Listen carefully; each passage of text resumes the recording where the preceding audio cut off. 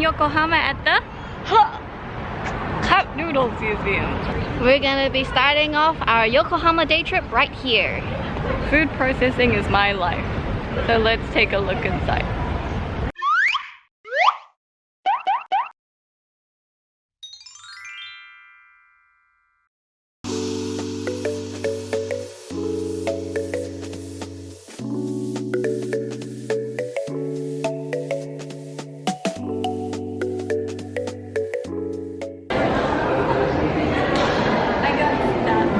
Second floor starts the Cup Noodles Museum, and I would recommend going in to see the big exhibition of cup noodles, and then following that, doing the theater before doing the rest of the exhibit.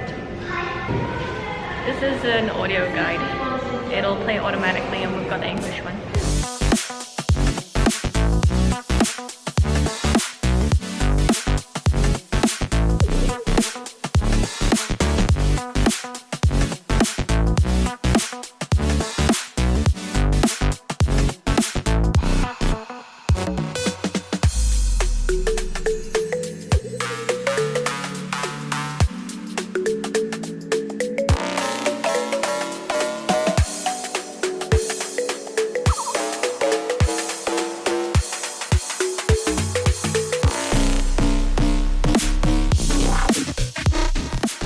One of the main attractions of the Cup Noodles Museum is that you can make your own cup noodles. It's 300 yen to do this, which I don't think is too expensive, especially as it looks like a lot of fun. Let's go!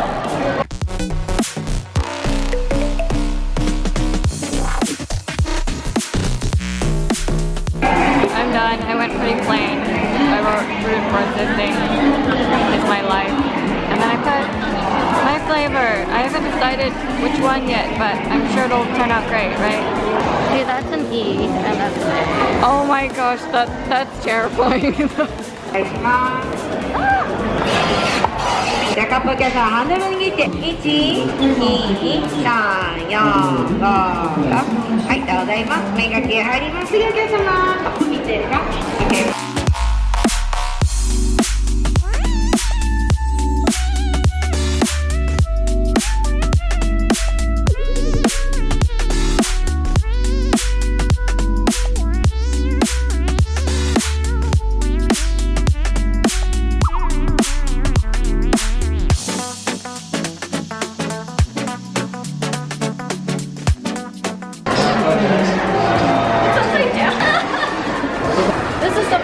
Apparently there's a noodle bazaar. Let's go check it out.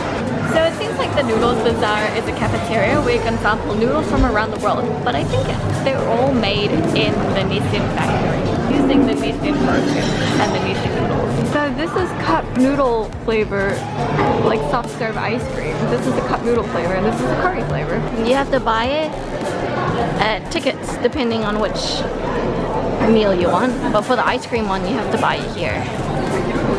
Okay, 500 yen coin, soft cream, cup noodle, soft cream flavor. Let's go. They really put it in the cup as well. And you can't really tell, but the color is really like, it's faintly pinkish brown, which is a weird description, but there you go. Cup noodle flavor, soft serve ice cream with egg, shrimp, spring onion, and chashu. Cheers! Cheers! Ow.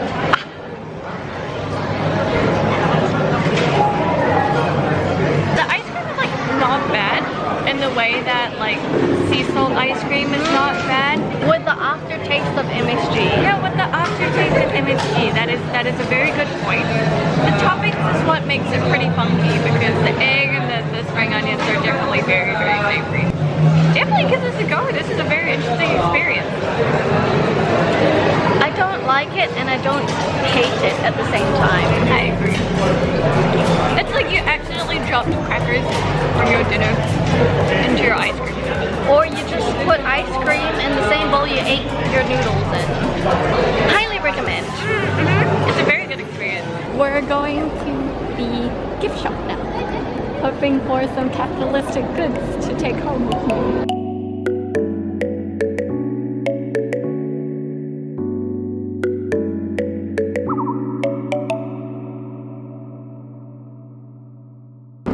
Across the road from the Cup Noodle Museum is actually World Porters, where Hawaiitown is. So let's go check it out.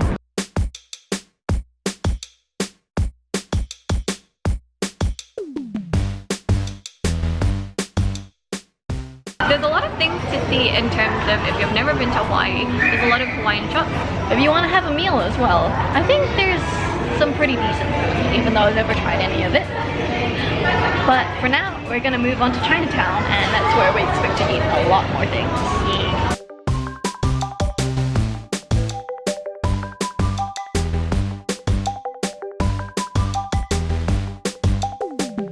Yokohama Chinatown is the biggest Chinatown in Japan. It's comparatively way bigger than the one that we went to in Kobe. This is an egg tart from a bakery. This is just out of the main Chinatown area where it tends to be a lot more crowded. Over here it's not as much, there's no queue. It seems to be really well known for its egg tart. The crust is really good. It's quite thick, but it crumbles where you bite it. It doesn't flake off in other random bits. And the custard, it's sweetened really well.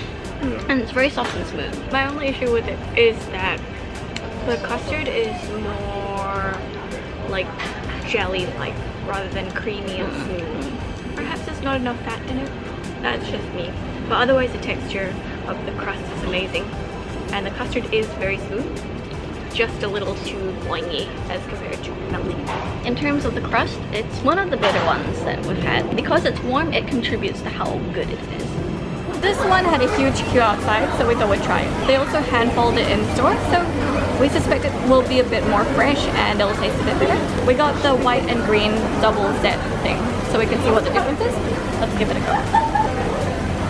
Wow, it's really juicy. The ratio of the meat to the outside is better than I expected. You can taste the juice has garlic and ginger. There's so much juice in there. Even as I keep trying to bite it, more juice comes out, and I actually burnt my lip a little bit. I put a little bit of black vinegar on it. Not sure how much it helped. Maybe a little bit, but I think you need a bit more than what I put. Yeah, it's actually not bad. It's not bad at all. It is a little pricey, I'll admit. Amongst all the touristy things, is this necessarily better to go with? Maybe. It's got a queue, so it's definitely going to be fresh. So, give it a go. This one's the green one. Right now, I don't know the difference between the white and the green other than the color, but it is a lot more expensive than the white one. So let's see what the difference is. Well, the juice particularly tastes like shrimp.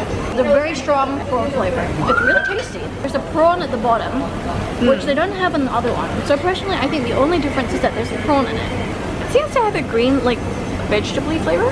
Almost like a spinach or even a slightly green tea flavor to me. Personally, I don't taste it, but maybe. This one is juicy. It's really thick. A lot of meat. The bottom is crusty to the point it's almost like pastry. It's very crispy, and since it's hot when you eat it, there's honestly nothing to fault about it. Yeah, I'm actually really happy with this one. Look at this gigantic ass steamed bun. It's really big. Itose is known for their huge steamed buns, and they market it as such, but it also comes with a pretty large price tag. For 500 yen, it is exceptionally expensive for a meat bun, but they're also usually not this big, so let's give it a go.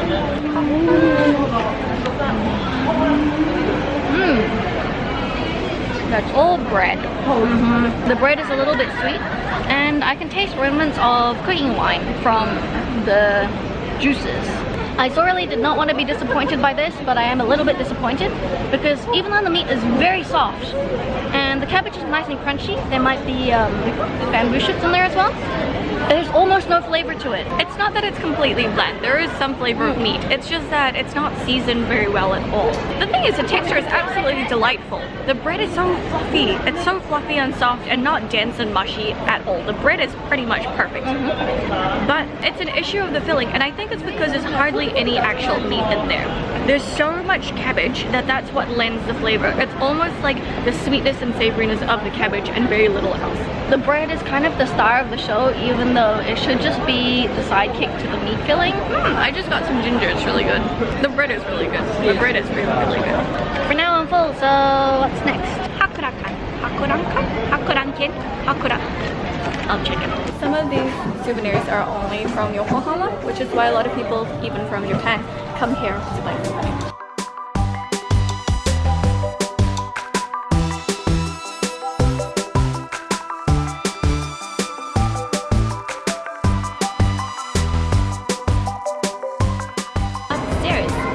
out the back is Japan's only Baby Star Factory.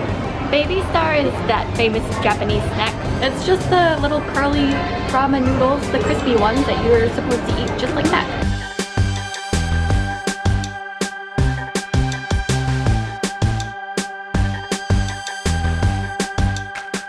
What part of that is Baby Star? It's got Baby Star. Oh. Chocolate Baby Star for you? If you like Baby Star, you should come here. There's some flavors that I don't think I've seen anywhere else, like the Tantan flavor. Or if you like the crispy, dried, fried noodles that you just eat straight out of the pack without cooking them. Same thing. It is nearing the end of our Yokohama day trip, and it is time for dinner. Dinner is Chinese food, supposedly, or Chinese-Japanese food. This one is Chinese soba, about 15 minutes walk from the central Yokohama Chinatown area. Over here they do a Chinese style soba, and the main one that they do is a soy sauce broth. We got one soy sauce broth and one of the spicy dipping cold tsukemen. She also asked whether I wanted a normal size tsukemen or whether I wanted a smaller portion but with an egg instead. And so I went with the one with the egg instead. So let's see how that turns out. So I have the soy sauce based soba. How the Chinese style, I'm not quite sure. The tsukemen sure does smell different, but for now, I'll try my one.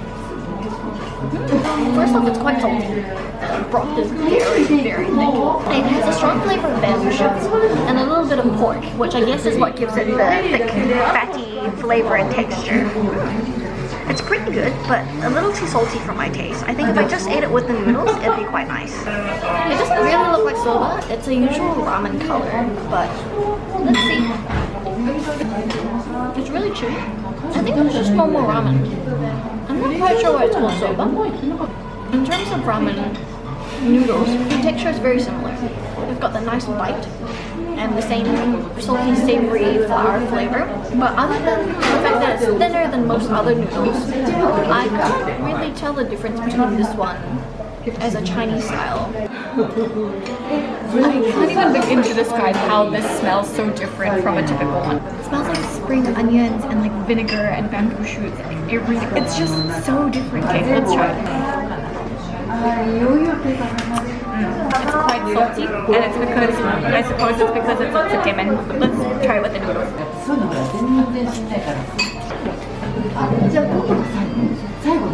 It's just different. It's salty and savory, a little bit spicy, but it's got like a flavor of vinegar, some spring onions, and something else in there that I don't know what it is. It's just different. I got the spicy one, and although it doesn't look very spicy, it's got only a couple of slices of chili. It is a little spicier than it looks. I like it. Maybe not spicy enough for me, but it does. Tingle. Yeah, a slight tingle on the tongue. Tasty. I can see how the tsukemen differs from other tsukemen that we've tried. The use of fresh chilies brought about a certain fragrance to it. There was a scent of fresh citrus, like slightly pungent, citrusy, salty, savory, but really, really good. In terms of the soy sauce soba, it's very thick, very fatty, and it's very flavorful. Yokohama Chinatown has plenty of Chinese cuisine on offer, from Cantonese, Sichuan, Beijing, Shanghai style foods. This one is something different to come out to if you'd like to try something that's not necessarily Japanese Chinese food. We're back at home, and we're gonna try our cup noodles. I'm pretty sure I got the curry one out of the 4 toppings. 3 cheeses and 1 meat. We'll have to open it up, I forgot. Oh my gosh. There it is. And I also don't even remember what flavor of noodles that I got. But I do remember that I got the meat, shrimp, and egg topping, and I don't remember the last one. Possibly spring onion. So let's just give it a go. How do we cook it? It's all in Japanese. Pour in hot water up to the line. Wait 3 minutes and okay. Why does it no longer smell like seasoning? I'm not sure, but I think it goes without saying that my one looks a lot worse. Like the cheese, did you not do that on purpose? Yes, I actually did. Let's go. I think there's a thickener in the curry sauce and the curry powder, so that's why it becomes like sludgy. Disclaimer, we have never actually tried Nissin Cup Noodles. We have tried a lot of their fancy flavors, but not these original ones. Oh well, let's give it a try.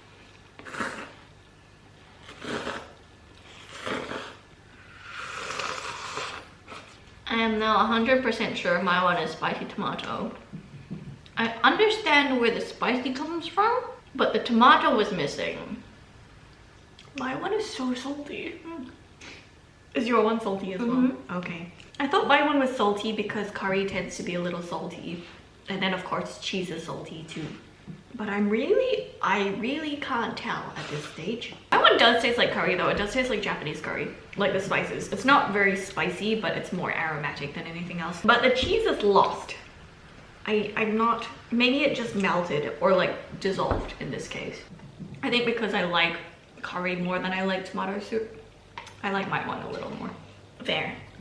But I do like the fact that I actually have texture and extra flavors in mine. That is not just sodium. I like cheese. You're lactose intolerant.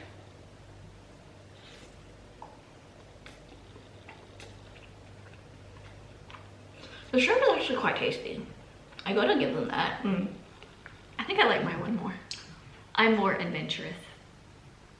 I went in with a goal in mind and I came out having achieved it. I think it was definitely a fun experience. I would recommend people to go there and I might even go again myself. Like, I liked it. A lot of it is in Japanese, but there are English sections to the exhibit and they do accommodate quite nicely to English speakers and other foreign speakers. What I'm really surprised about, I really love the souvenir store. It has got to be the most high quality souvenir store I have ever come across. And I found that the souvenirs weren't outrageously priced. We actually bought quite a lot of things and I wouldn't be surprised if they change their products every once in a while. So if there's any reason to go there, it would be to collect really fun things like magnets and keychains and things that we will not name, and you shall go and experience yourself. And of course, you've got to make one of these. Anyway, all the information as to how you can also go to the Yokohama Cup Ramen Museum, how to get there, its opening hours, and everything we mentioned in this video, you can look on our website, which will be linked in the description below. As to where we are now, follow us on Instagram at TwinSpeakEatGo. We'll see you next time. If you're thinking of going to Japan, we highly recommend getting a Japan Rail Pass for stress-free travel. Check out the description box below for our video guide on how to choose and use the best JR Pass for your travel style. By using our affiliate link, you help to support small creators like us to produce more content for you. Thanks for watching, and we'll see you in the next video. Bye!